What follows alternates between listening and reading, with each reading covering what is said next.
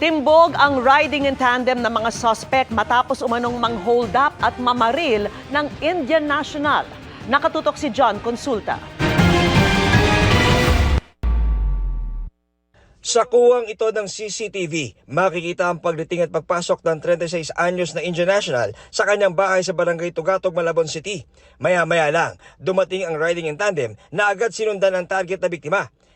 Di nakuna ng CCTV ang mga sumunod na nangyari, pero dito na raw hinold up ang Indian National ng dalawang lalaki.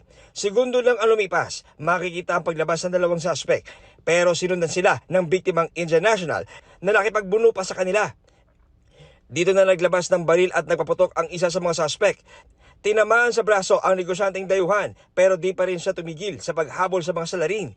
Ngunit ilang sandali pa, biglang umatras ang dayuhan at mabilis na pumasok sa loob ng bahay.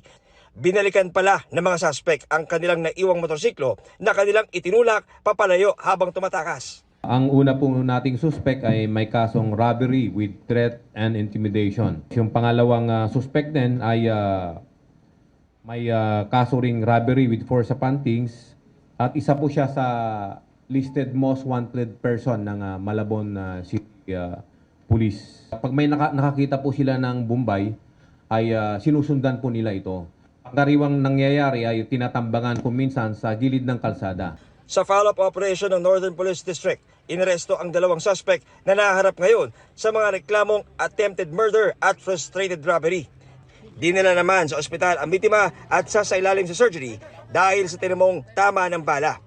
Di nagbigay ng pahayag ang mga inaresto. Sa mga gumagalang kriminal dyan na nang bibiktima ng ating mga kaibigan na galing sa ibang bansa, ay ang warning lang namin, siguro makakapag-biktima kayo, but your PNP, your NCRPO will not stop until such time that we will bring you to justice and you will be put behind bar. Para sa GMA Integrated News, John Consulta, nakatutok, 24 oras.